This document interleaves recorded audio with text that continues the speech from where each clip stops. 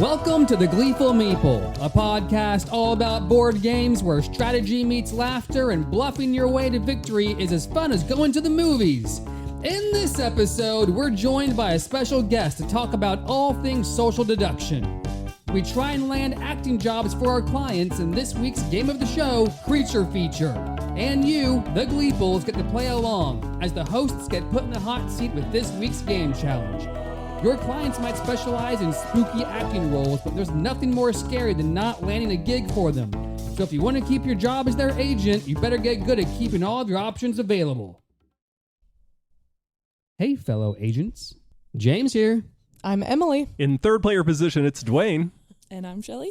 And I'm JK, and I'm just putting this out there. Let's go. Chicken salad on a King's Hawaiian roll. Okay. Oh, yes. It does not get any better than I'm that. in. Yeah. Yeah, why not? Well, there's a flaw in your statement. What? It includes chicken salad. Chicken salad is fantastic. It's so good. Okay, JK, I hear what you're saying, but you said it doesn't get any better than that. And I just saw a recipe. Take King's Hawaiian rolls, scoop the inside out, meatball, a little marinara, some cheese on top. Boom! You got a meatball sub. Meatball on a King's Hawaiian roll. I'm back in now, meatball sub. Thanks, Dwayne. I know.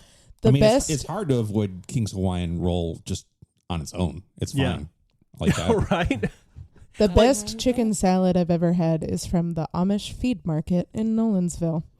It's so good. What do you do with your chicken salad? Is it just chicken and mayonnaise sauce, or like are there other elements to your chicken salad? There's a kind of nut. I want to say walnut or something. So Yeah. I really like the crunch to it. And then they have like the raisin variety, but they also have like the cranberry variety, which I do like. Cranberries where it's at. Yeah, I could Just see a little that. bit of Yeah, sweetness. with your Raisins chicken I don't salad. want in there, but cranberries, I'd yeah. give that a shot. Kroger for a hot minute had a chicken salad that had sliced green grapes in it, and it was amazing. Oh, yes. Yes. Gotta amazing. have the grapes. They have now deviated. They've gone to just chicken and liquid, and it's no. And Chicken and liquid. liquid. Gross. Delicious. You're not helping your case here, JK. I'm telling you. Yeah, I remember when that chicken and liquid chain came to town. They didn't last very long. Yeah. Shocking. I will say cranberries belong in more salads. Any kind of salad with some 100%. cranberries in, it's I agree. pretty tasty. Yeah, they've got a certain tartness to them that work with it. Yeah, I like it. So before we get into it, you guys want to solve the final riddle for the season? Riddle.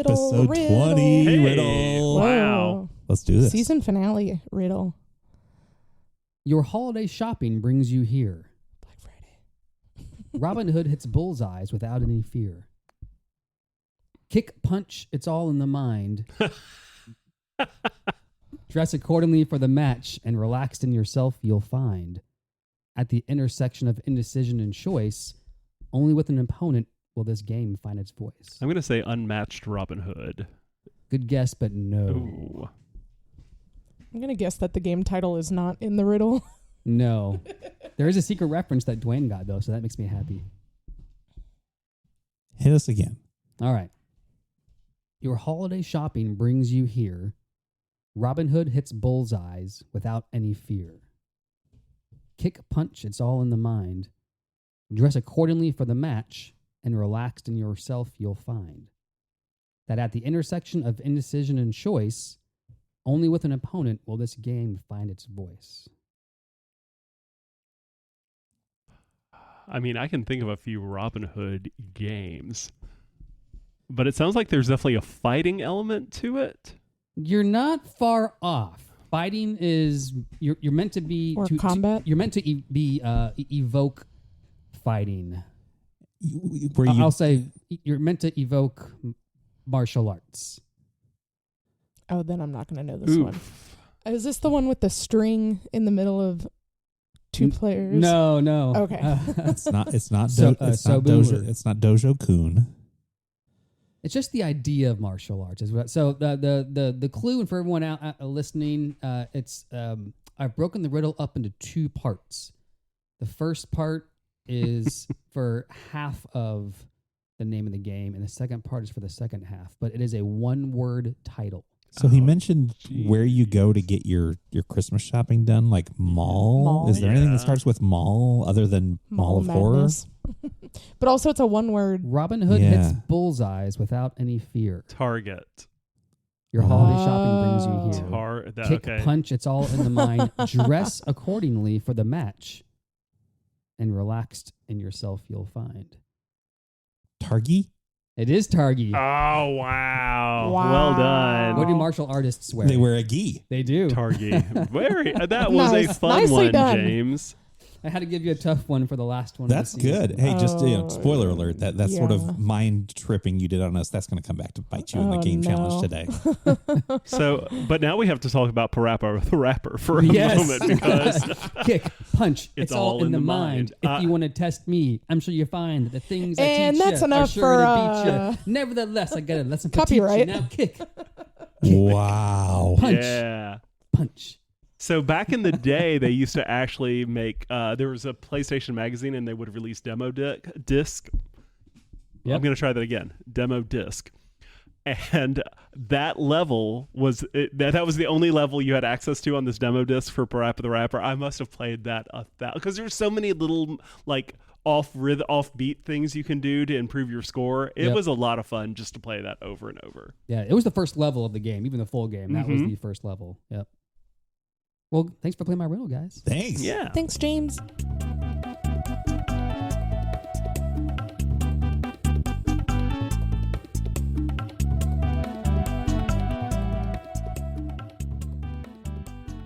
Guys, we've got another guest with us today. So joining us on microphone number 5 is Shelly. Hello. Hey. Hi, Shelly. I'm really glad to be here. Yeah, so a special extra treat. So we've had JP on as a guest, and now Shelly, how are you connected to JP? We are getting married next month. Ooh. All right. Wow. Thank you. And just like we talked about with him, I know you guys are fairly recent joinees to Gleeful Meeple. Thank you for finding us. You guys have been great. We love having you around. What were your first impressions when you saw this goofy lunatic group?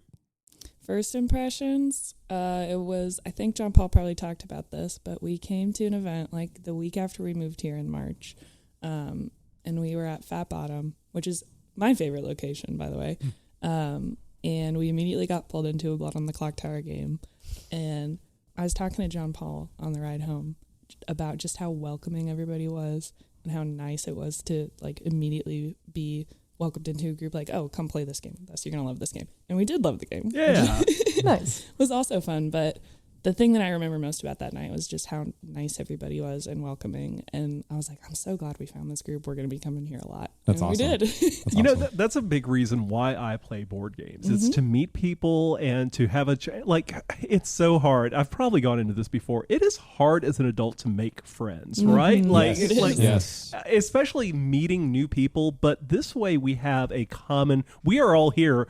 Most of us have shown up because we like board games, because it's a board gaming event. And then you sit down and you start playing a game, you start talking to people, and you realize, oh, we also have this thing in common. Next thing we know, we're like going to movies together or going on trips together. It's just such Recruiting a everyone starting a for Killer podcast Queen. together. starting a podcast together. Yeah. Yep. Wait, who did that? And that wasn't me.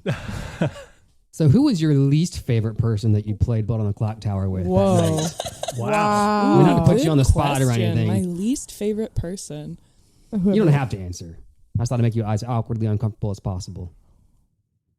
It's a good question. If I had to pick, Success, all I would right. say myself, because I drew the role of the saint, which if you're familiar with Blood on the Clock Tower, that's one that you can just insta-lose the game for your team. Yeah. Oh, And no. I had never played this game before, so I'm reading the character High sheet, stakes. and I was like, oh my god, this is the worst character ever. So it's a social deduction game, obviously, and you have to execute, well, you don't have to.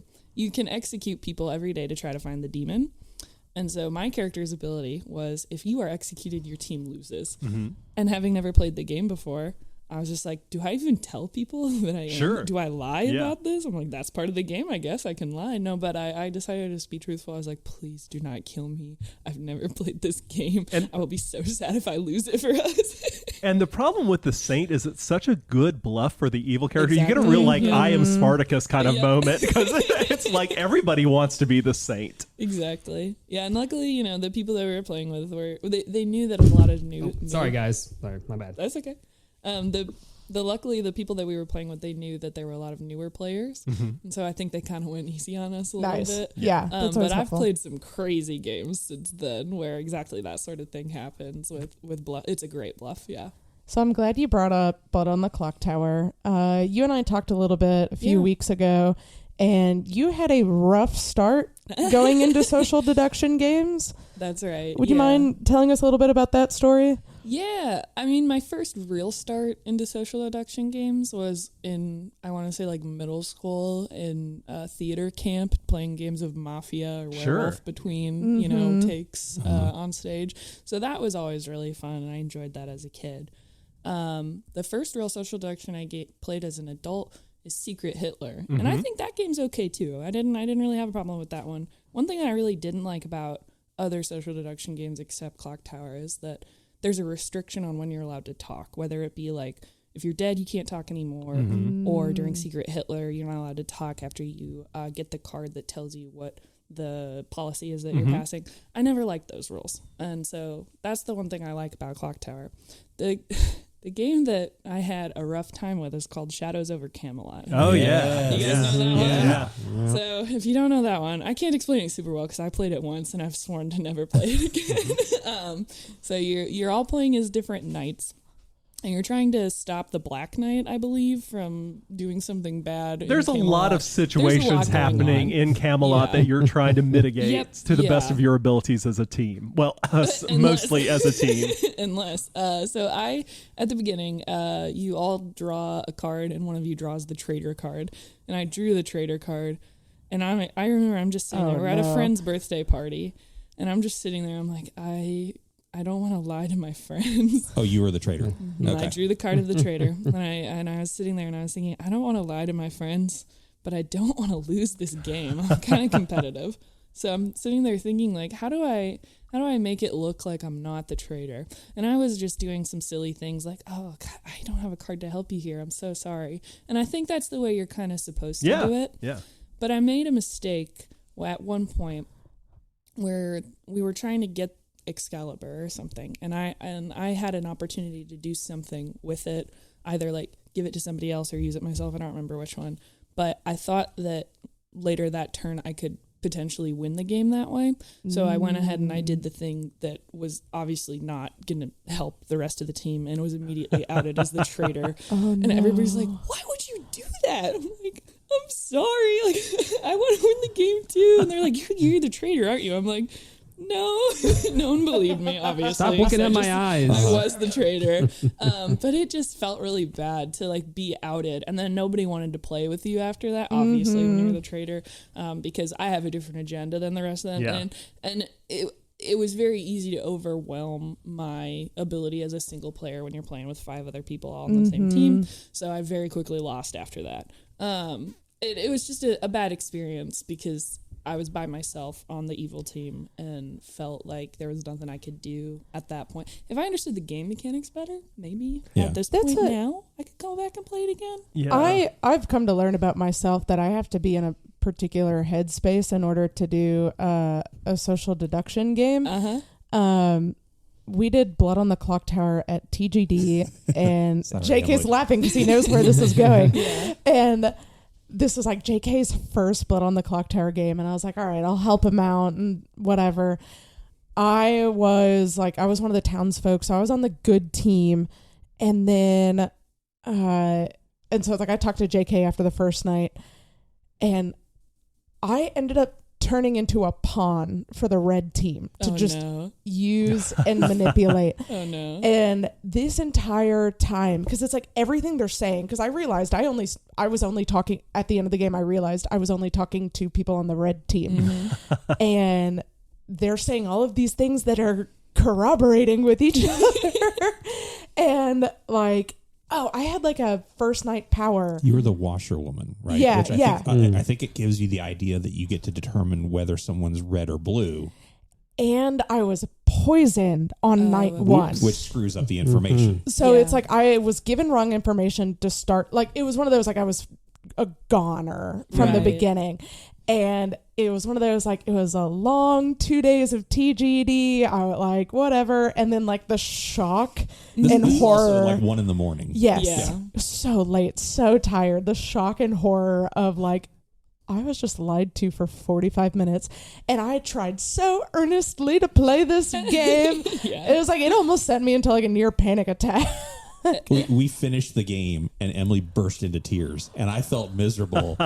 And she was like, no, you actually played that really well. I was like, you did a good job. Yeah. If someone doesn't cry during a social deduction game, are you even playing it right? No, I totally get that feeling though. I was just having a conversation with Jaden, who plays Clock Tower with us a lot. And he and I were talking about like, I just get so ramped up, like because we play on Sunday nights usually online. And we were talking about, I just get so excited and ramped up, like, well, am I going to be on the evil team this time?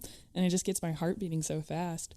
And sometimes for that reason, I just like to storytell instead. So like being the person that's in charge of like, it's a little bit more emotionally regulated. Exactly. Yeah. So that I'm not up until 1:30 Sunday night thinking like, man, I wish I had played this differently. But I really enjoy storytelling too. So it's something that's I didn't even try it until I'd been playing the game for like 4 or 5 months. Yeah. But once I did, I was like, oh no, I really like this. Yeah. That's so coming from like an experience where it's like you were the trader and like it didn't go well, you didn't enjoy it. How did you come back to social deduction games? So this one's not really a social deduction game, but I like games where you have to talk to other people, whether it be like truly co-op or whether it be some other flavor of you have to get information from other people. And so the game that really got me back into that sort of thing was Betrayal, A House on the Hill. Yeah. So what I like about that is if you're the trader in that game, when the haunt starts, you get a whole packet of information of what your objectives are, what you can do, and you have information that the good team doesn't know about. So I pulled the trader one time in that game, and I don't remember the exact scenario that it was, but I had a blast just like using the special powers that I had, controlling my little monsters or whatever it was. And so that experience really got me back into like, oh, okay, I can do this. This is actually really fun when you have, a good set of instructions on what you're supposed to do. Right. We've talked about that game on our show in the past. And one of the things that we've kind of leaned into is that in the hands of an inexperienced gamer or somebody that's maybe not that comfortable being in a lead position, getting the haunt, or I think I called it the omen on our last episode, but getting the haunt can kind of wreck a game. What was that like for you when it was revealed that you were kind of taking over a whole segment of the game? Oh, I just thought of something though. Actually, if you can go back to Shadows over Camelot, just for us. Sure. Nope. The thought lost me. No, Sorry, go ahead. No, that's okay. I would say I don't want to call myself a rules lawyer, but I really like understanding the mechanics of a game and making sure that I'm following them.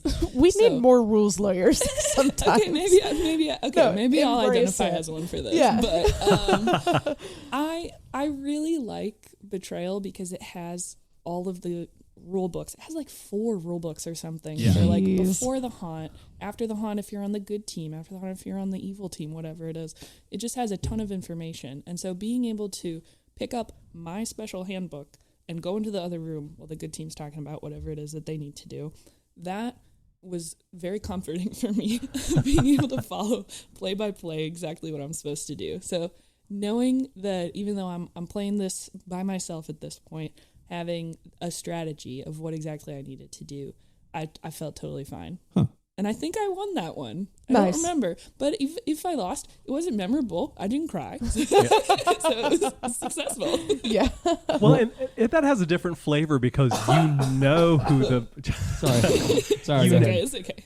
you know who the bad guy is in that game. You don't know who it's going to be, but once they're revealed, like this person is working against you. Yep. You don't always know what their objective is, and that's part of the fun of Betrayal, is trying to figure out what is this person trying to do while I'm trying to accomplish my team's goals. Yep. Where I get into any trouble on social deduction games is I'm a big, loud, gregarious guy, and if I'm the bad guy, which obviously in the game, already makes him like trustworthy. If I am the bad guy, everybody targets me as the bad guy like immediately. They're like, "Oh, JK's being loud." But if I'm not the bad guy, then my team is getting screwed over because I'm still getting targeted anyway for being the bad guy. And if I try and go, okay, my strategy this game is going to be, I'm not going to be big, loud, and annoying. Everybody at the table goes, JK's acting weird. He's the bad guy. Exactly. So You can't win. Screwed any way I go. I have a lot of that problem myself. I think the only way to overcome that is to play enough with the same group. And so that's I've been playing with our group for like 6 months now. And so there are people that are normally very like outspoken during games. They talk a lot. And the ones that are successful at this just say, well, I play the same whether I'm good or evil. I'm talking the whole time. I'm just saying stuff if I'm evil, but I'm trying to help if I'm good. Yeah. That's what, like, I think we were playing a game and someone was like, okay, well, like, so-and-so can't be evil because then they would have done like X, Y, Z, blah, blah, blah. And I'm like, That's what they want you to think. I was like, you're making the assumption that they're playing optimally if they are not evil or evil, whatever. It's that. I think social deduction games really do get better the more you play them. Absolutely. So you can really learn the mechanics, the nuances, the ins and outs. I don't think there is a way to play optimally because part of it is that subjectivity of trying to figure out what are you doing with this play. That's what also frustrates me about Blood on the Clock Tower is like the basic. I forget what the name of the script is Trouble now that I think about. Thank Trouble you. Brewing's So like the OG. basic script, there is like one outsider, depending on how many players you have, that can be like the drunk. Yeah. You wouldn't know. And so you wouldn't know, and all your information would be wrong. There are like some other scripts where it's like there's just so many moving parts that I'm like, everyone is lying to me, whether they know it or not. Yeah. And I don't know how to read through the lies to get to any sort of helpful information. Right. It's hard to tell if so. Are you lying because are you lying because you have bad information and it's not truthful, or are you lying because you are evil and you are actually what's going on and you are lying? And even evil characters in that game may not have correct information. Oh, sorry guys. Nope. Oh, that's nice. Yeah. What we got going on over there? Go ahead, Dwayne. Sorry. But yeah, we'll edit that out. It's fine. James, I completely forgot where I was going with that. I'm so sorry. Anyway, truthfulness in Blood on the Clock Tower. Yeah. It's a tricky game, especially when you start adding a lot of characters that can change and they have the information. So many experimental characters So now when we play many. online, which is most of the time. You've got your base 3 scripts that you can get the physical edition, and I love playing in person. Yeah, but there are so many more options when you're playing online to play with experienced players doing advanced scripts. There's some really wacky interactions that can Are happen. people just homebrewing new characters? Nice. That's what it sounds like. The Trouble Pandemonium Institute has released, I don't know how many experimental characters at this point, but it is dozens, if not more than that. It is a ton. The Atheist is one of my favorite experimental characters. That's a funky one, right? If you're not familiar, the Atheist is a townsfolk that its ability is that the storyteller is allowed to break the rules. There's no evil team, and you win by executing the storyteller. Wow. So you have to be working with a group that first of all, you have to have a very experienced storyteller that's going to know how to simulate an evil team well enough to get town thinking, no, there could be a demon, but also not to the point where, okay, there's no way there's an atheist. It's been making way too much sense. So it's a fine line that you have to walk as a storyteller. I've never run exactly. I've never run an atheist game. I've played in one. And I've seen a lot on stream where it's just like really silly things that the storyteller will do to a poison character. If there's an atheist on the script, but there's an evil team that's actually like killing it and poisoning people, they'll make it seem like there's an atheist in play when there's not. Jeez. It's a very complicated one, but it's a really fun one. Yeah. I've never heard of a social deduction game until Blood on the Clock Tower because I'm not a social deduction game player, but I know a little bit about all the popular ones like Werewolf and Mafia and all that kind of stuff. Resistance is another really good one. Yeah. But this is the most unique one from the perspective of I hear it spoken of in a way of this is an atheist game. This is this game. This is that game. Where it is a specific role in the game that defines how that particular game is going to be played. And so it's like, we're not just going out and playing Blood on the Clock Tower. We're playing an atheist game, Blood on the Clock Tower. We're playing pick your role, right? There's these certain roles that like define the entire experience for everybody. I've never heard in another social deduction game kind of described that way before, which is really interesting to me. Yeah. And I think that another interesting thing about Blood on the Clock Tower is you do have a storyteller running the game, and the storyteller is going to make choices in the game. Crucial role. Yeah, very much so. It's really one of the few games that I can think of that have a non-player character that's in charge of making. Sometimes they are just running the game, but sometimes they need to make a decision. I can think of just instantly, like with the mayor. The mayor has an ability where if they are killed at night, the storyteller has the option of being like, no, the mayor's not going to die tonight. And as a storyteller, which I have done just a little bit of, you have to make a decision like what is either the most fun or what's the most balanced choice to make when these things come up. Storytelling is very difficult in that game. It is very difficult, and it's also very personal, I would say. As a player, you can try to meta what your storyteller would do based on what you have seen them do before. I don't ever recommend doing that because I'll always try to break that meta of, oh, well, they would never do this. It's like, well, I did this time, so don't count on it. I was listening to Ben Burns, who he works for the Pandemonium Institute, and he does a lot of storytelling online. I watch a lot of his streams. He was talking about in storytelling how it's okay to not make the most balanced choices always. You should err on the side of helping the evil team with the evil team's abilities, and err on helping the good team with the good team's abilities. But when you have a choice to make, sometimes it's okay to just do the most interesting thing that'll keep your game going for a day longer. Because Clock Tower is not designed optimally. It is not a perfectly balanced game with perfectly balanced characters in any way. Not at all. It's janky by design, and that's part of the fun of it, and that's part of... It's just pure chaos. It is, but it's I think it's fun, and that's part of being a storyteller, where you have important decisions to make depending on what your script is that will make your game more fun for your players. Because I think Blood on the Clock Tower has this like role-playing aspect of it too. Yep. And so it's a few games I've been in where so it's like Mafia, like the town goes to sleep at night and they wake up and it's like that's when you start to mingle with everyone. And it's like his first question is like, how'd you guys sleep last night? Like, was it restful? Did you like sleep through the night? Or think anybody died last night? Or it's just like, did you wake up? Like trying to suss out if someone had like a night, like an evening power or whatever. Yep.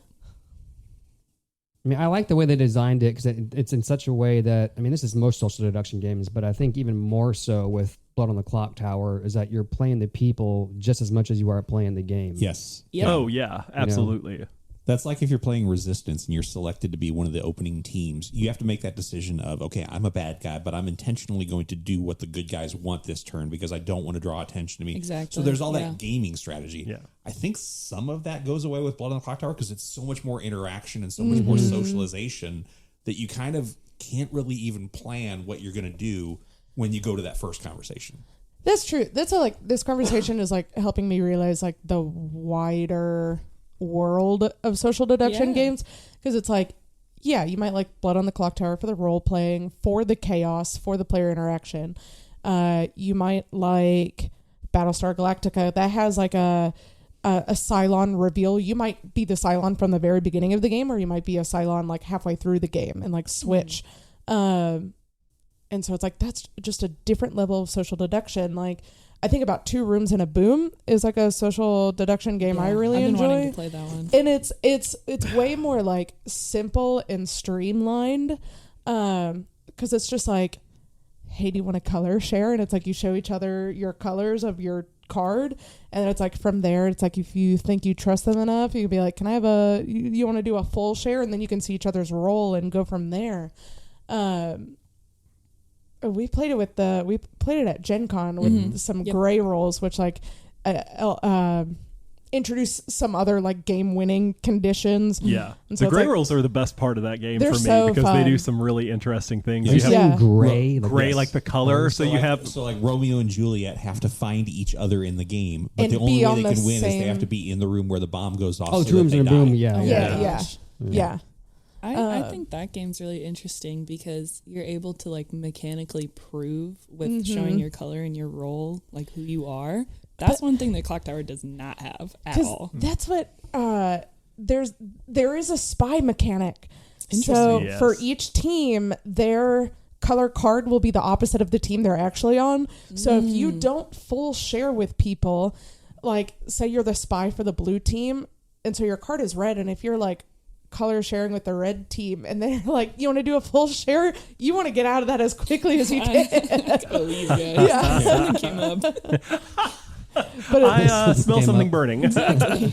But it's, and like I think that's a really good kind of like introduction to that kind of gaming too, because it is so quick. Like it's like 3 rounds of mingling and like sending over your people into each room, Okay. like 3 minutes, then 2 minutes, then 1 minute, like real fast. It moves fast. Yeah, you don't have a lot of time to think in that game. It is very much like a let's get stuff done because there's a bomb that's going to go off. We gotta suss this out very quickly. We have spent a lot of time talking about Blood on the Clock Tower, which of course we're pandering to our audience. course.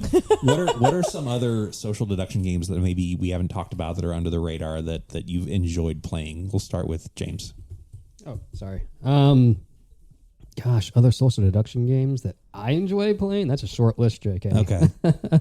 I would actually say the one that surprised me that I've only played twice, but I did great at each time and actually enjoyed it was Secret Hitler. Yeah.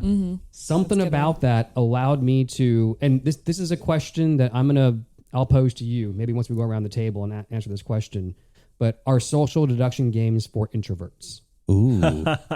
So you might not know it. I'm actually more of an introvert than I am extrovert. Opposite of when I was younger, I was a complete opposite. At some point in my adult life, I kind of switched a little bit. It's weird. I feel like I did the same thing. But I have a harder time getting into social deduction because I internalize a lot. I have, I just think about things. So like just always vocalizing and going in with the social stuff. But yeah, that one for some reason just clicked. I was able to do my own thing and not have to rely on the plane of the people that much, compared to other games. So yeah, Secret Hitler is actually one of them that I've enjoyed, and the Insider. Surprise confession: that's a I have good one. never played Secret Hitler. Wow. Yeah, I need to get to that one. Yeah, it's only 45 minutes of your life. Knock that one out and see what you think about it. I feel like that's a classic. Emily, how about you? Under the radar. All right, well, I'm going to mention 2. One that I really enjoy and one that I really did not I love enjoy. where this is going. And Dwayne was a party in both of them. Yeah. Bang, either the bullet, Yes. the dice Yeah. game, the dynamite edition, whatever. It's the more that like Dwayne and I have played it with our friends, the just more fun it's been. And it would not be a game of Bang without everyone claiming to be the deputy at one point or another. We just get so chaotic. Every motive is questioned, and it's like I was the sheriff in our last game, and so everyone's like trying to pander to me. It was like, obviously, if I could help you out, I would have helped you out because I am your loyal deputy. Obviously. And so I do like our player interaction in those games. And the one that sticks out to me that I did not like was that Secret Neighbor one. That's not a great game. It's not a great Yeah. game, period, but it was so memorable. Wasn't that a freebie that we got? It was, yeah. We got Okay. it from, we were VIPs or VIGs, very important gamers at Origins? Columbus. Oh, yeah. Origins. Yeah. Origins. Vigs. No, that sounds horrible. And so Dwayne and I played it with our friend Mary, and Mary and I were actually on the same team, and Dwayne just got in our heads. And so Mary and I are like, okay, we're going to make a pact and we're going to do this. And Dwayne just like sowed just enough doubt that I backed out of Mary and I's deal at Yes. the last second. And she did not forgive me for like no. 6 months. Yeah. And so it affected every Bang game we played afterwards. Because there was one I was like, I'm actually your deputy. And I like got killed swear. so fast. But yeah, those are my two. Dwayne? I think we've really hit everything from we've Battlestar Galactica, Secret Hitler. I do think, in my mind, social deduction games fall into a few different groups. There is classic social deduction game where you are only versus the player. Like Werewolf, to me, is that style game where all you have is the information on the cards, and we're trying to talk and gain information. Then are things like Secret Hitler, which is still very heavy social deduction, but you do have information. That is one reason Secret Hitler is among my favorite social deduction games, because I can look and see who's voting for what. I can look and see what policies have been played. There is more information than just like, well, Emily was loud last night at Werewolf, so I think she's probably the werewolf. And then the third one is co-op games that have a traitor mechanic to them. And of course, Battlestar Galactica is high on my list for that one. So good job. I think you all have named all of my favorites during this discussion. Well, I got a couple still flying under the radar here. I'm going to bring out Deception, Murder in Hong Kong. Oh, yeah. Which is a great little social deduction game trying to figure out which player at the table is the murderer based on evidence that's collected in front of them, and the police department kind of vaguely giving clues to what the evidence is. And then the other one I'll throw out is Veiled Fate, which is not a true social deduction game. I do really like that one. They call that one a social deception game, where you're trying to not show too obviously which piece you actually want to win in the game while you're controlling a whole array of pieces. So those are both really fun. Oh yeah, that is another style. There's a few games that fall into that category. Conspiracy, which was reprinted by Restoration Games, and even the old 13 Dead End Drive has that kind of you don't have a character piece. We can all move what we want to. Shelley, anything that's on your radar that we haven't talked about yet? I think the only one that I've played that I haven't heard brought up is One Night Ultimate Werewolf. It is Werewolf, but it is only it's one more night, ultimate. like it says, and it's run with an app that has a really silly narrator voice, and I really like it.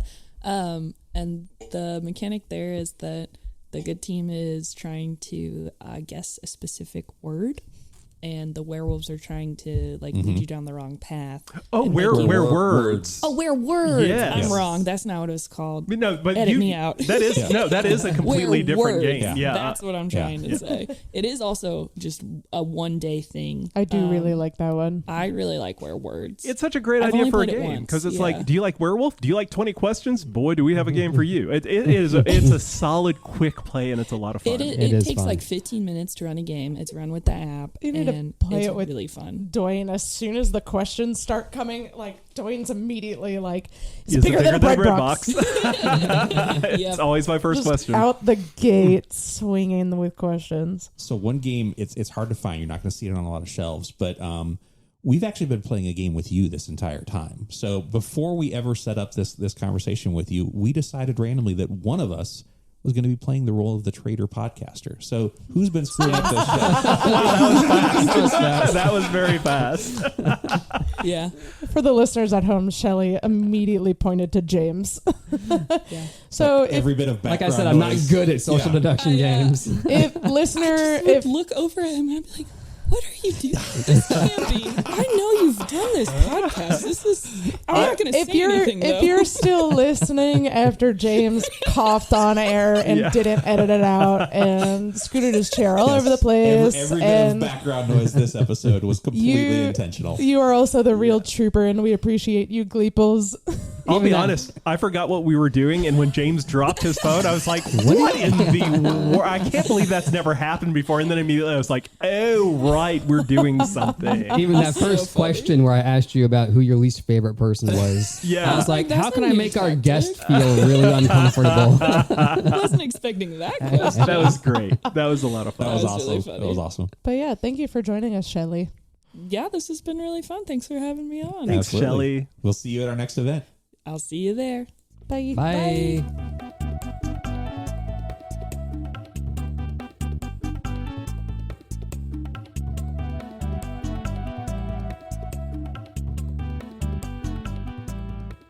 All right, Gleeples, this game of the show is Creature Feature. Creature Feature is published by Trick or Treat Studios. It's designed by Richard Garfield and art by Terry Wolfinger. It was released in 2022, plays 3 to 6 players, but it's at its most gleeful at 5 or 6 players. No, we don't have a lot of things that are gleeful at that high, 5 or 6. Yeah, I could see that. We'll get into that. But for right now, JK, walk us through how to play Creature Feature. So Creature Feature is a card game where players are largely relying on their bluffing skills. The gist of the game is you are all agents trying to get your monster creatures into movies as they come up for specific roles. Each turn, each player will post out a main star and a co-star face down. So nobody has any idea what is under your deck that you've played. We will all reveal the co-star, and at that point you decide whether you want to stay in competition for this movie or if you want to drop out into a lesser role or even eventually fold. Once everybody has committed to which movie they want to be in, the main star is revealed, and you're essentially just looking at the total point value between the co-star and main star to see who takes the movie. Now, there's a catch with this, or a twist, because if you manage to play a co-star that has a higher value than the main star, you can't actually win the movie unless everybody else does the same thing. If you've played a really powerful card as the co-star and you've scared everybody away from the movie, you'll take it. But if you didn't manage to get everybody out of there, even a weak team is going to beat your overpowered co-star. It's a lot of bluffing, a lot of position, trying to figure out which of your cards in your hand is best at the right time. That's Creature Feature. All right, I'm going to start off with this. The theme of this game is fantastic. Pretty neat. Yeah, because the movies you're trying to win are things like a matinee or a double feature. The main feature. Yeah. So from a movie lover perspective, I was totally vibing with the theme of this game. And the artwork and the characters that are on the cards are solid. Everything from vampires to Frankenstein's monster to Igor to Mad Scientist. Very thematic. Yeah. Anything you'd expect to find in a 50s B sci-fi horror film is in this game. Yeah. Yeah, it could have been anything. I mean, when you boil it down, it's just cards with point values and abilities on them, and they could have made it anything, but I think this fits really, really well. I felt like, and in my head, for some reason, I had in my head that this was a retheming or a reprinting of another game, another retitling that he had done before, but I couldn't find any information. Oh, it would be so easy to do so. Well, I did look, but I'm also 55 and not internet savvy, so... That's not what I meant. Quit judging me, Emily. That's not what I meant. It would be easy to, for it to have been a retheme, not the searching to find a retheme. Okay. You're forgiven. Yeah. When it comes down to it, it's a bluffing card game. Yeah. So it really could be because anything. You could probably play with a 52 deck and then... Yeah, because it's the numbers. It's all about the numbers. For the most part, the monsters are numbered 1 through 11, and some of the monsters do have some special powers depending on when they come up in the game. There's also a handful of cards that you don't get to play as your main star or your co-star, but they're just game breakers. They do a one-time rule bending that allows you to kind of tweak your hand a little bit. That's kind of it. There's not a lot of substance to this game. It's not one of the most deep that we've played in the time that we've been doing this. But it's so fun. There's so much fun in that simplicity of just the bluffing, trying to get everyone a little bit unnerved. I think it has been a different style of game. Like you're saying, we haven't done that this season until now. Yeah.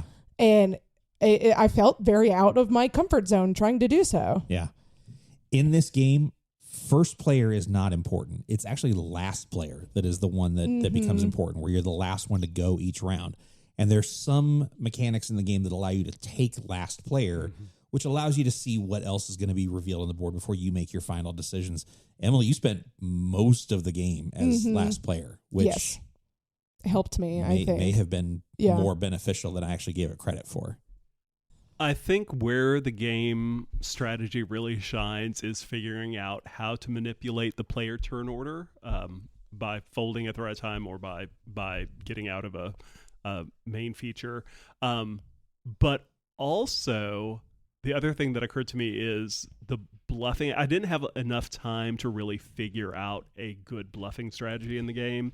And if I get a chance to play this in the future, that's one thing I really want to focus on is how to work the bluffs. That's where I found the power in the last player spot, because I felt that by the time I was making decisions. Like I was the last person to make a decision. And then I had the most amount of knowledge, knowing that all of the pieces had already been essentially locked in. Yeah.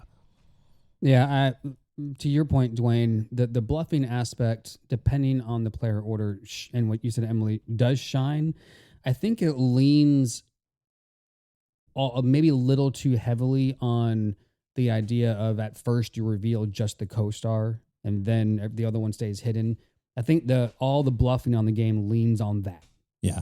And it works sometimes, and other times your decisions are kind of like it's almost made for you. They're just obvious what you should do, I think, a couple of times, depending on where you're at in turn order. But when it does work, it feels really good. And alongside that are the player powers that can really throw a twist in things. Yeah, I was wondering how much of the game a lot of the game does feel extremely luck based, depending on how which cards you're getting, and especially the helpers seemed so overpowered. Especially, I noticed the most in my first turn, not so much on the other two turns. But I wish there was some way in the game to kind of level the playing field on that.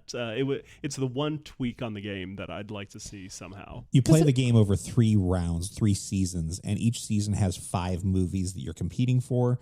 You start every round with 10 cards, and could be 10 really powerful, great cards. You could also have a hand of 1s through 3s and really not have any idea what to do at that point. So there is that random element to it. And I guess my question is, can a good bluffing strategy overcome a weak hand? And I just don't know for sure that it could in this game.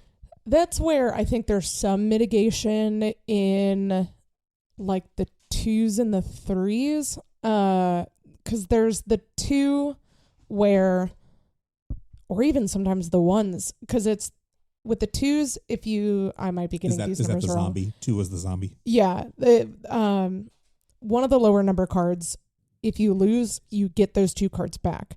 So if you kind of realize like, okay, I'm too high up in the player order to make a good play with a mediocre hand, so maybe I'll just try to sink this one and then get these cards back, use it with another card or whatever. Or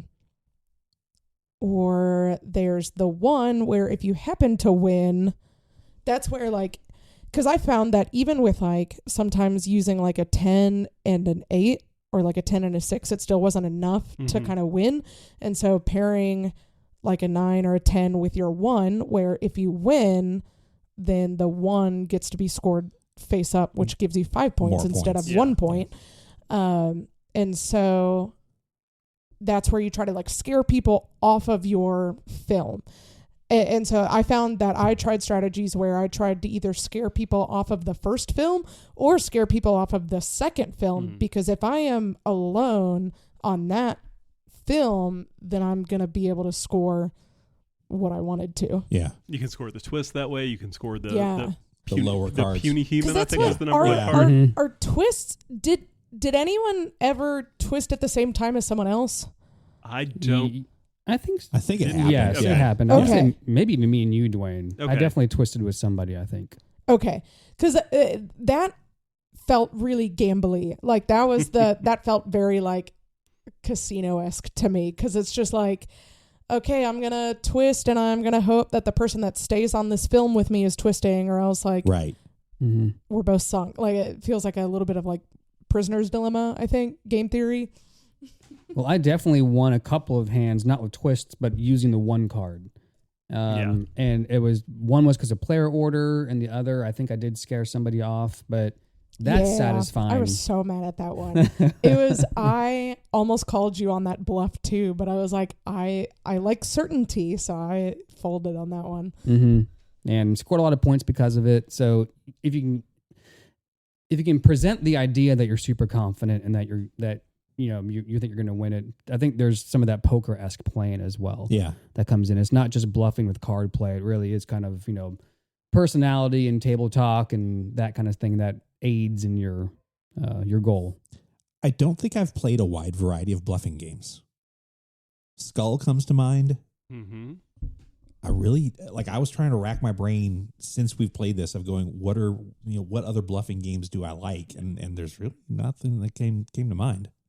I would say Coup and Skull are at the top of my list for bluffing games. Yeah.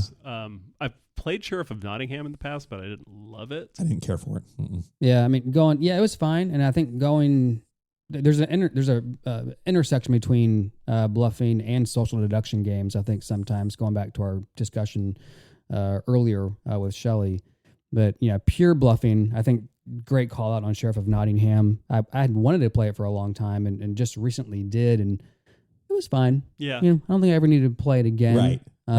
But yeah, I've not played a ton pure bluffing games either that I can think of. Well, that's what BGG lists the mechanic as betting and bluffing. So you've definitely done betting games. Do you think so? Do you want to bet on that? No, okay. It lists the mechanic for... But that's what Blood on the Clock Tower is listed as one of the top games for betting and bluffing. Oh, okay. I don't see the betting. Or is that just the category? Is it betting Yes, that's what I'm saying. bluffing? Yeah, like the okay. singular category is called betting and bluffing. Yeah, I mean, you're bluffing on what side you're on. I mean, you're trying to hide whoever you are. Yeah, the bluffing I'm buying into, but it's just it seems like there's a good number of bluffing games that don't have betting as part of it. To me, that when you talk about betting bluffing, now you're talking about casino games in general, right? Well, specifically poker, I guess.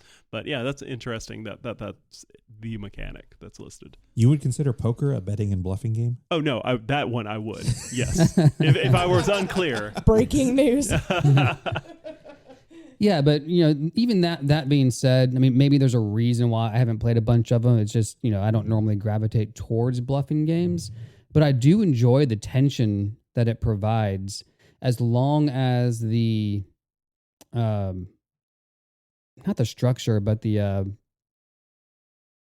bones that the game is building the bluffing around makes it interesting, and I think that's where Sheriff of Nottingham kind of falls short. Like it's kind of fun, but after one play, I'm like, oh, okay, I'm not going to get any new feels from playing it a second time.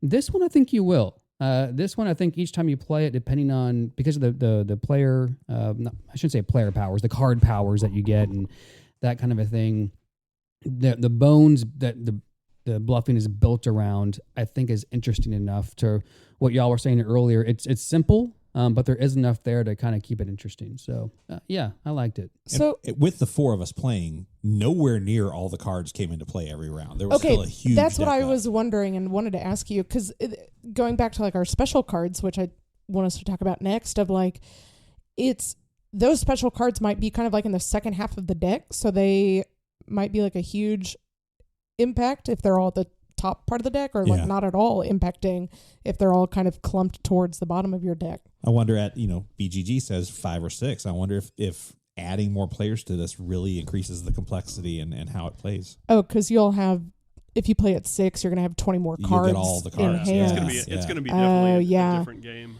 at that number of players. Well, and then you're going to have more crowding at the main show, the second show, or people folding. Sure. Yeah. And so I think some of the strategies I used in our 4-player game, I probably would not take to a 6-player game, because I'm just not guaranteed to get 3 people to fold every turn. Yeah. Yeah, I can imagine being 6 players. How do you successfully do a twist? I mean, it would be very tricky. Yeah. Twisty. So what are some of these special power cards? What do they do? Do you guys remember? I remember one that lets you keep your co-star hidden, so you don't reveal when everybody else does. And so that can be a great bluffing tool. Yeah, that one, I found that one very helpful. I believe there was also one that would allow I think Igor allows you to draw two cards. Oh yeah, there's a draw 2. There's the devil combo. If the devil and that was an interesting power. I think it's the witch and the devil. Witch and the devil. Yeah. If the 5 is going against a 9, then the witch, the 5, gets to add 5 more points. Yeah, that was kind of cool. Keeping your cards, like the zombie you mentioned earlier. Yeah. Yeah, there's some things that bring some quirks and twists into the game. There's also a special card that allows you to look at someone's hidden card. Yes. Yes. And so that paired with the last person being able to like make a decision can be very handy. Because that's like I used that I think a couple times, and it just like allowed me to like, okay, I'm gonna stay at this because I feel confident now, or like I'm gonna move down because I feel confident that I would not win. Yeah, you're able to make the right call at that point. Yeah. Well, how's everyone feeling? Is this something you're going to keep to play or trade away? You know, my initial assessment was that it wasn't that great because it was kind of swingy and random. And I felt like, I think the first season that we played, you know, I kind of referenced you could end up with a whole hand of 1s to 3s. I did. And so lovely. I started out the game in really, really bad shape. But I think there's enough, kind of like you said, James, there's enough in the bones that I want to try it again. I don't think I walked away from that feeling as if I played the game as well as I could. Okay. And I want to delve a little deeper and see what it's like. So for me, it's close, but it's a keep to play. For me, I will say after the first round, my first hand, I had no helper cards at all. And then just watching y'all play out these, playing out those cool cards. But I didn't have an okay first round, a really bad second round, but I ended up getting pretty close. Spoiler alert to winning, not quite there, but my last round was really good. But that just it made me think about the swinginess of it and the randomness of it. And for me, it's going to be a traded away. It's not something that I would want to have in my collection. I do want to play it again just to see if I could figure out, to your point, Dwayne, you know, the bluffing strategy. Can you be more intentional about it, or does the game just kind of direct you towards certain decisions that's just the randomness kind of, you know, makes that call for you? So I do want to play it again. I enjoyed it, but I don't need it in my collection. So it's a traded away. I can definitely see a scenario where, like, whenever Dwayne and I play Coup, it's just tradition that kind of like in the first round, everyone claims to be the Duke. Everyone's the Duke. Everyone is the Duke. So I think there's like definitely room for more fun with the bluffing. I felt like we might have taken our game a little seriously in that first round, just trying to learn the mechanics of it. For me, this is going to keep it to play for that reason. I feel like it plays like an entertainment game, like not quite a party game, but like there's some strategy, there's some story of like, can you surpass like a bad round to like win? Like, so I don't know. I enjoyed it. Loved the theme. Loved the experience. Keep it to play. Speaking of the story, I like the idea that we're agents because I kept thinking of things like, Frankie, you got to go do this movie, baby. They want you. They want you. This is your big break, baby. Anyway, we have... Don't let him tell you you're just a puny human. You're a perfect kid. We have a game that's about horror films. It's a bluffing game. This is a keep it to play with me for no other reason than this will be the game that hits the table right before we go see Rocky Horror every year. Oh, for sure. I was thinking about theme. that. This is like bring it out every October. Yeah. And anything that I can find a reason to play at least once a year, that's going to be a keep it to play for me. That is 3 out of 4 on the keep it to play list. Nice. Emily? Yes. How does going last for most of the game help out?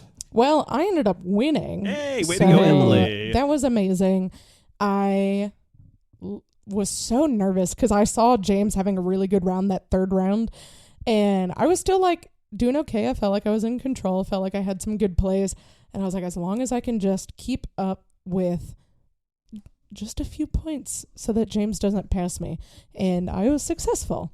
So this is normally where I'd be announcing our next game of the show, but since this is the final episode for season 1, final episode. This is the end. I am actually going to wait friend. to announce. Carry on, Emily. I'm going to wait to announce what the season opener game of the show is going to be until like January or so. I'm excited. I'm here for it, and I'm waiting. Say it. I won't. You have to stick around. Yep. Episode 1 next season. Don't ruin the joke, JK.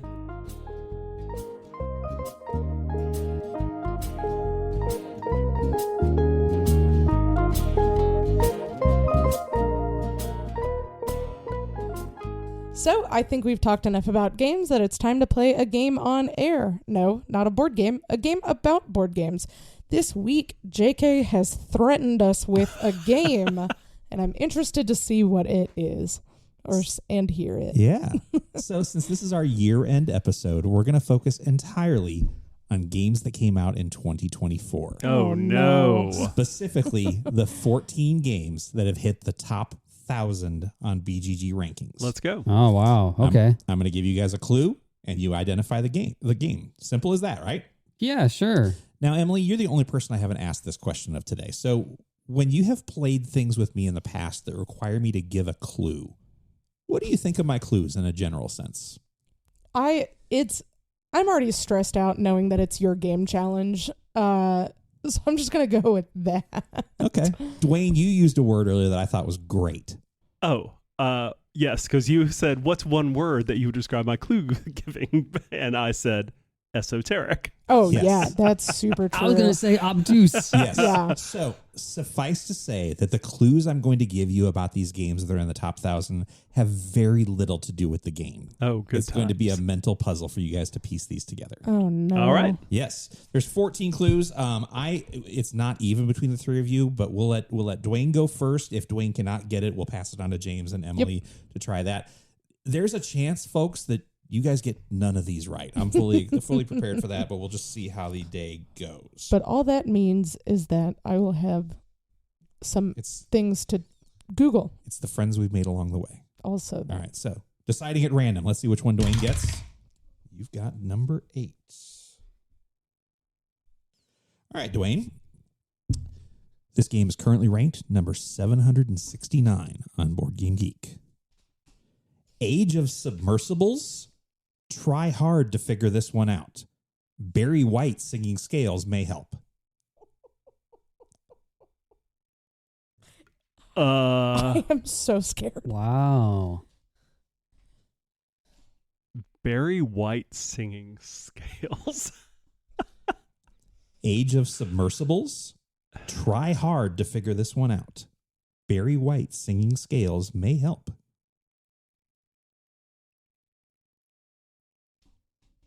There's going to be a lot of dead air here. I can't even. Barry White singing scales. That's the I weird want to say one. is that like What's Barry White known for? Do re mi. But why is it Barry White? Deep bass voice is what he's known for. Oh, I think I know this one. I'm Oh, ready for the steal. Oh, she's checking. Yeah, stay off the internet. Oh, finally. just kidding. I don't know if it was released this year. That's what I was gonna search the game I'm thinking of. I'm going to have to pass. I'm not coming up with anything. James, do you have a guess here? I have 2 guesses. Can I guess both? No, you can only guess one. You guess one. Because then I get to guess mine. Yes. Yeah. Assuming it's different. Sea of Legends. It is not Sea of Legends. All right. But you did key in on something there a little bit. I know. Is it Deep Sea Adventure? Oh my God, you are so close, Emily. So Wow. close. The game is Endeavor. That Deep was my Sea. next guess. That actually crossed my mind, but I couldn't make the Barry White. Try hard to figure this out, as in endeavor to figure this out. Oh. And Yeah, I should that's have what gone Deep with Sea my- Adventure is 2014. So I was about 10 years off. and Barry White singing scales would give you a deep sea. Yeah. A deep See, sea. I went with the other one because he's a legend. Yeah. Okay, That's where I got Deep Sea. Yep. Yeah. All right, one down. We go on to That's James. so challenging. And James, you're doing number 3. Let's see what number 3 brings you. All right, James, currently ranked 192 on the top 1,000. I went fishing, and when I stretched my bait out, it was nearly as long as the breadth of my arms. Good things I put it to use, otherwise it would have been dragging out my tackle box. I'm sorry. You stretched your bait out? I went fishing, and when I stretched my bait out, it was nearly as long as the breadth of my arms. I got it. Good thing I put it to use, otherwise it would have been dragging out my tackle box. Oh, Wormspan. It is Yeah. Wormspan. Yep. Well done, James. James scores the first point of the game. And maybe the only one. Could be. That was one of the easier ones. All right, we're over to Emily now, and Emily, the randomizer, is going to give you Now number 9. Number 9. Number 9. All right, Emily. Currently ranked number 890. It's not a continent. More like that military college in South Carolina roughly a half dozen times. Oh, jeez. A half dozen times. So that's 6. Roughly a half dozen times. So it's roughly 6. That. It's not a continent. More like that military college in South Carolina roughly a half dozen times. Military college and not a continent. I think James just keyed in on it. He's smiling. And the military college is a name that is escaping me right now.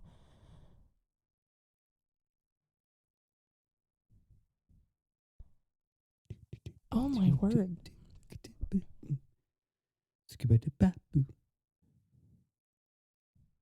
Emily's really focused. Uh-huh.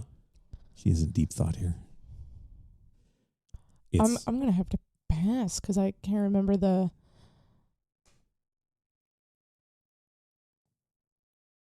I'm going to get so mad when I remember what this is. Are you passing? Yeah. Dwayne, over to you. Citadel 5.5. You're nearer than Emily was, but that's a no. Citadel 7. Dwayne, James? You were closer than anything. Yep. 7th Citadel. The 7th Citadel, Wow. yes. What's it ranked? What was the college? It is ranked 890. Okay. What was The Citadel. That's what it's called? Yep. Yeah. Mm-hmm.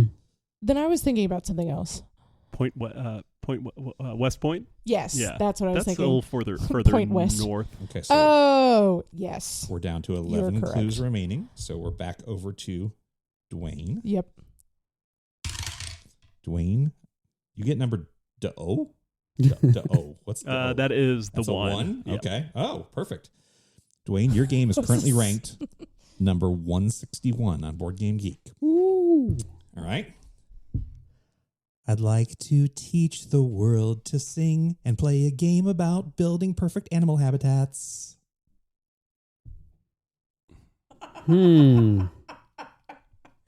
Is it... Ark Nova didn't come out this year, Is that your guess? but there was an expansion. Is there other games about animal habitats that I'm not thinking of? Why would I sing a clue? Yeah. The singing thing is... I want to teach the world to sing. That makes me think of Coke or soda. Animal habitats and singing. I'd like to teach the world to sing and play a game about building perfect animal habitats. Oh, I'm going to be so mad. I feel like I should know this one. All right, James, you seem like you're prepped. What is it? No, James, I any don't. idea? I'm still... The game I'm thinking of didn't come out this year. There's so many animal habitat games out there now that I'm just lost with the new ones that came out this year. But 100-something is what it's ranked? It's 161. Man, that's got to be popular. Oh. What am I not remembering? I have a guess, but I don't think it's right. I'm gonna for the sake of entertainment. I'm gonna. Oh, I guess we could just edit Yeah. dead space Yeah. out. Yeah. Oh, I figure you're gonna have a Yep. cut button in this whole section. Yeah. Singing animal habitats, perfect animal habitats specifically.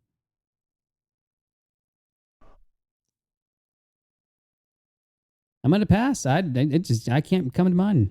Emily's too young to get the musical reference on this one, I think. Oh, well, then I probably don't have it. But my guess was Forest Shuffle. It is not Forest Shuffle. For the record, I've never played any of these 14 games, so they're all surprises. This one's Harmonies. Oh, I've just started looking up content on that. That's animal habitats? Yeah. Has such a weird sci-fi looking cover. I'm just okay. Yeah, I was really hoping my Gen Con exposure would help in this game, but it is not. So I thought you locked onto it because you started singing the song, which goes, I'd like to teach the world to sing in perfect harmony. Oh, no. It's the Nice. next Yes. line. No, I was just repeating. I was Nice. parodying you. All right, James, you've got currently number 5 here. All right, James, it's ranked number 727. When you really want to play Dwellings of Eldervale, but everyone in your group hates fantasy settings. Also, is this named after that crappy Kevin Sorbo series and the guitarist for U2? Andromeda's Edge. It is Andromeda's Edge. Yes. Well done, James. I really want to play that one. I do too. Somebody in the crew has it. Mm-hmm. All right, we're over to Emily, who gets number 10 currently here. So 1, 2, 3, 4, 5, 6, 7, 8. Oh, we're down to 9. Is that right? 1, 2, 3, 4, 5, 6, 7, 8, 9. Yes. You ready? Currently ranked number 996 out of 1,000. So, please tell me about your relationship with your mother. What?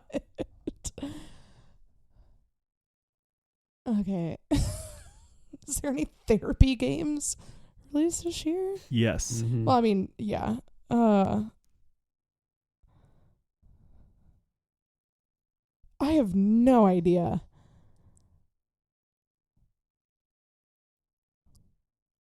The way that Dwayne and James both confidently said yes, I think you're going to lose a point to one of them on this. Oh, no. Okay. Can you say it again? So, please describe your relationship with your mother.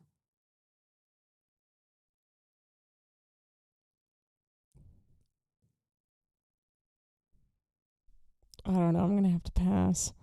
Dwayne? All right, I'm excited because this is actually a really cool game. It's kind of like Rococo, but it's like the theme is what if Freud was a dressmaker, and it's called Freudian Slips. No. Mm. But I'm going to pause there for a second and see what James has to say. Well, I mean, to talk about your mother, you'd have to go into your unconscious mind to dig into the answer. Oh. It is unconscious mind. Wow. Yes. Oh, your Freudian Freudian slip. slip. Yeah, Wow. yeah. Interesting. All right, so we're back around to Dwayne. We're down to 8 left. Dwayne, you've got number 6 on the list. All right. All right. Dwayne, your game is ranked 875. Decorum moving out. Shut up. All right. Your clue is There's my one hope. you two get ready for this. Long ago and far away, this game comes with no restrictions.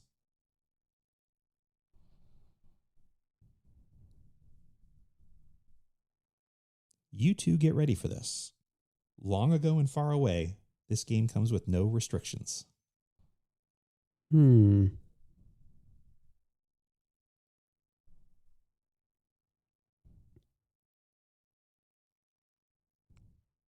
This is never mind. You two get ready for this makes me Mhm. think.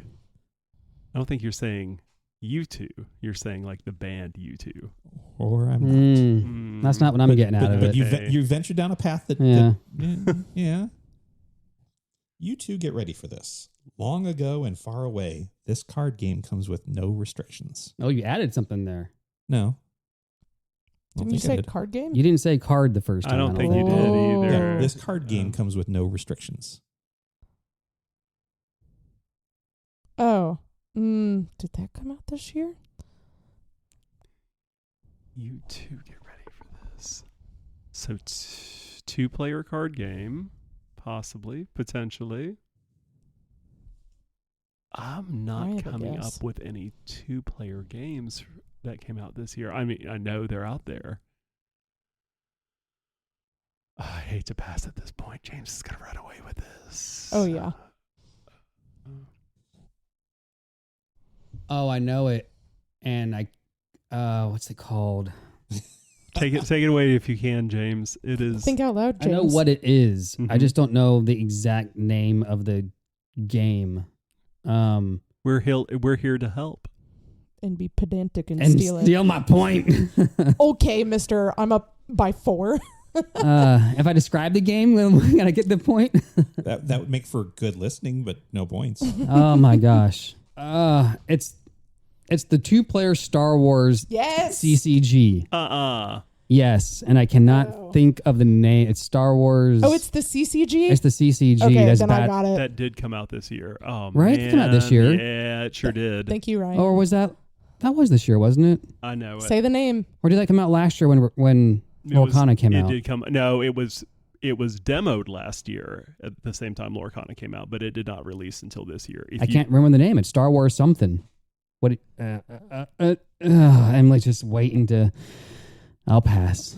Star Wars Unlimited? Well, Unlimited. man. So there was a techno song in the 90s that became popular on jock jams called "Get Ready for This" by the band 2 Unlimited. Wow. So that's what you got. And then long ago and far away. I'm glad you said CCG though, because Star Wars: A Deck Building Adventure was at the top of my head because I did not know any of your other clues. I knew the no restrictions part of it was the name, or was the connecting. I just couldn't get it. Thanks, James. Good job, Emily. Put a point by my name, Dwayne. But I think it comes back to James for this next one. That's correct. Yes. All right, so let's see. Which one does James get? Okay. James, this one is currently ranked 233. It's only 2-player, and I bet that we don't get an option for one of them to be Tom Bombadil. Lord of the Rings: Duel for Middle Earth. It is. No! I knew that one. Oh, Tom. Nice. All right, over to Emily. Number 2. Emily, currently ranked number 201. Curved paths. Degrees of measurement on the circumference of a circle. Sustained luminous charges of electricity.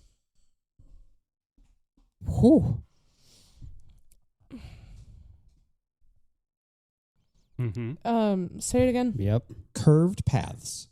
Degrees of measurement on the circumference of a circle. Sustained luminous charges of electricity. Oh, I guess someone wishes she went to a math magnet school right about now. No. I got that part of the clue. Don't worry about it. I don't know if I'm going to be able to piece them together. Sustained luminous I am charges. here for you the moment you drop it. Go for it. It's Dwayne. like a trust fall. Is it arcs? It is arcs. Yeah, That's I'm on it. the That's the board. only name. Everything I just described to you was an arc. Okay, I knew it was arcs. I thought I was just missing a subtitle, so I was like, well, I don't want to. No. Always guess something. I know. Yeah. Yep. Always be guessing. I feel the same way about Endeavor. If I just said the first thing that popped in my mind, I would have had ADG. it. Yeah. Always be guessing. All right. Back around to Dwayne. Number 5. All right, Dwayne. Currently ranked number 975. So why didn't Haggai and Zechariah get top billing on this? There was once an indie band better than the first one. I know the clue you're doing. What's the clue? I got the indie band 100%. I do not know any game title that features that word. What's the band? The band is better than Ezra, Oh. I think. James has it. James knows what it is. Ezra. Didn't we talk about this on the show? Ezra. It is not ringing any bells for me. All right, James, take your 6th point. What you got? Ezra and Nehemiah. Ezra and Nehemiah is correct. Oh. I'm surprised it hit top 1,000 already. That came out this year? Mm-hmm. Crazy. All right. We're back to James. All right, James, yours is currently ranked at number 968. Weather machine was enough for me. Don't try and tease me with a Darwin reference. It's weird that every word in this title starts with a vowel.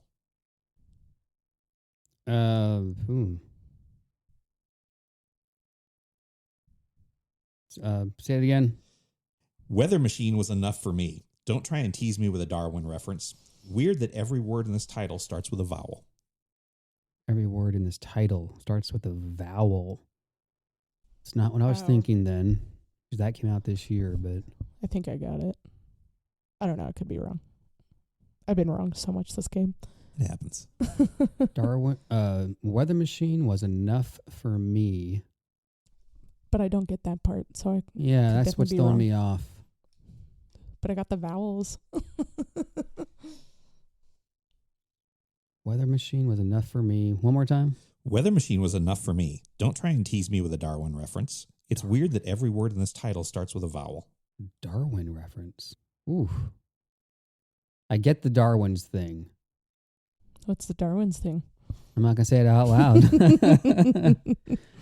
Is that it's not taking me to where I need to go because every word in that title is not a vowel.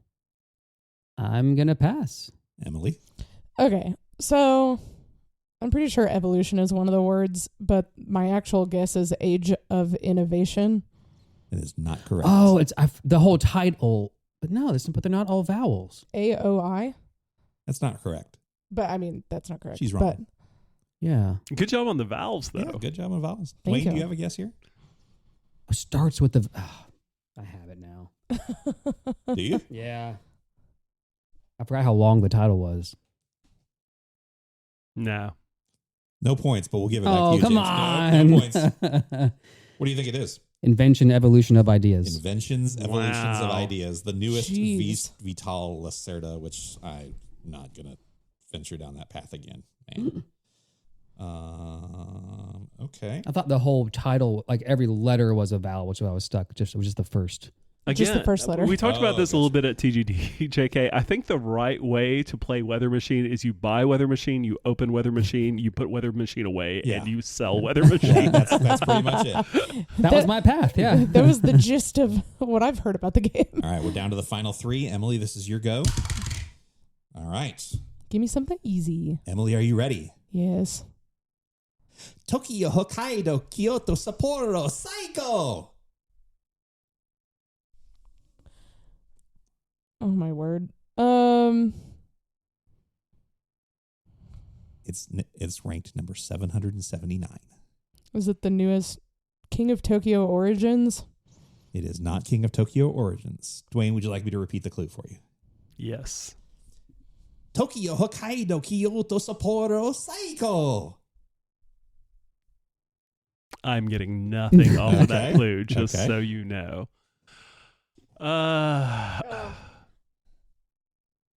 You know, there's another Tokyo game that came out this year. Nope. I did not know that.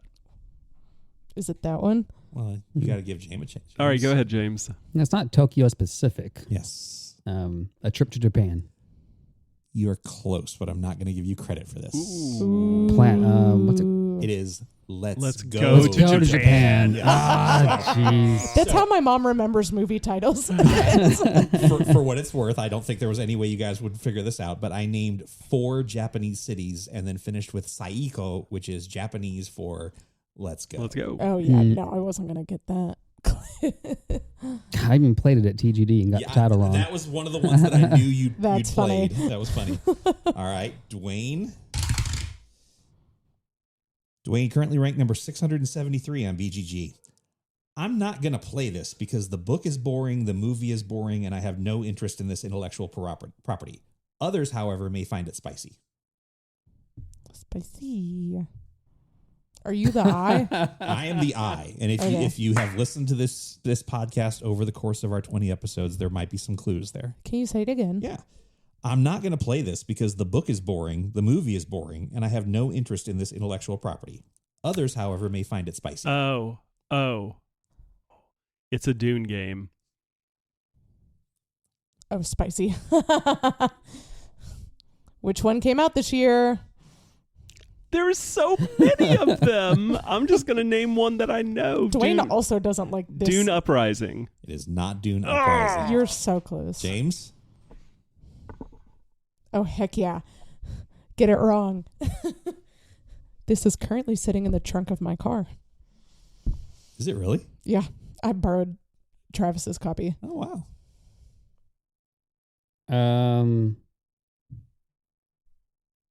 I was thinking Dune Imperium Uprising. It is not Dune Imperium. Okay, just kidding. This is not in the... Oh, okay. No. That's the expansions came out. What other Dune game came out that would have? I mean, I can describe it. It is the Jumped big. that- It is the big box Yeah. one Is that it the has orange a lot and blue of, one? Yeah, I think so. It's got a lot of minis in it. I could not remember. I knew I was Once mostly know sure what- it was that once one. she makes the guess, I'll tell you a nice little interesting fact about this. I know what it is now. Dang it. Is it Dune? It is not just Dune. No, it is Dune War for Arrakis. That's That's right. The new Which is Simon. apparently a retheming of War of the Ring. Mm-hmm. They've just thrown a different Well, IP onto it's it. the same designers. It's not exactly Yeah, themed. I have seen BGG that. says re-implemented. So I've seen that game on the table. It doesn't remind me anything of War of the Rings, Okay. which I have also Nice. seen on a table. okay, we have one more to do. Unfortunately, this landed in James's lap, and I think it's probably the easiest one on the list. Oh, James. geez. Well, yeah, when I get it wrong now. It's going to be a giving James, point. All right, just pass for the ultimate arrogant move. James, this game is currently ranked number 189. It's a video game. Now it's a board game. Sure, let's butcher the belfry. Let's Slay the Spire. Slay the Spire. Well done. Wow. That was I didn't know fast. that came out this year, Okay. too. That I like that one. What was the final score, Dwayne? Well, we have James with, I'm going to have to send away to NASA to figure this out. 7. 7 is what it looks like. Emily and I both on the board with 1 point each. Yay! You're welcome. Everybody got some. That's awesome. And we got more than we didn't get. I wasn't sure that would happen. So Yeah. That's an achievement in and of itself. out of that list, I have not played any of those games, although I do own Unconscious Mind. James, I knew you had played Let's Go to Japan. Slay the Spire is also in the group. Okay. Japan. Okay. Skyrise just missed the list. It was just under 1,000, so I didn't put that on there. I own and have played that one. And that's it. Thanks for playing the last game challenge of the season, guys. Thanks for putting that Thanks, together, JK. JK. That was very challenging. Makes all the hours spent on BGG just looking at games worth it.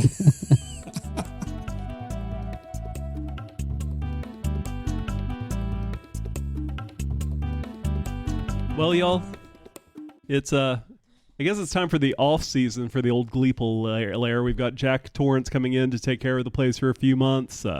Yeah, we need to take a break and recharge. This was episode 20. We've covered a lot of ground. We got some new stuff to do next year. We'll figure out what that is. But first, we want to thank our sponsors for this episode. It's coming up on the holiday season. If you're in Nashville and want to find the greatest places to shopping, visit Hickory Hollow Mall or Rivergate Mall. Ooh, hit me right in the childhood Yes. feels. Plenty of parking available. There is plenty of parking. That is true. Yeah. What a fun season, guys. This has been a blast. It has been a blast. It has been my honor to get to hang out with you all every few weeks and talk about my favorite hobby. Yeah. 20 episodes. Crazy. Yeah. What are we doing next? I don't know, but we might have some clues given to what's coming. Pay attention to our Instagram account, which is at Gleeful Meeple Pod. You can also email us with suggestions or things you want to hear us do next season at pod@gleefulmeeple.com. I mean, I got 100 episodes in my sight, so I hope you all like me. Let's go. Yeah. Oh, that's when we get. yeah. You know, if we get 100 episodes, that's when we hit syndication numbers. Yes. I got some ideas for episodes, but I need a break from you people for a little while, man. You want to go grab some dinner? Let's do that. All right. All right. Right. We out. Bye, Gleeples. Take care, Bye. everyone. Happy holidays.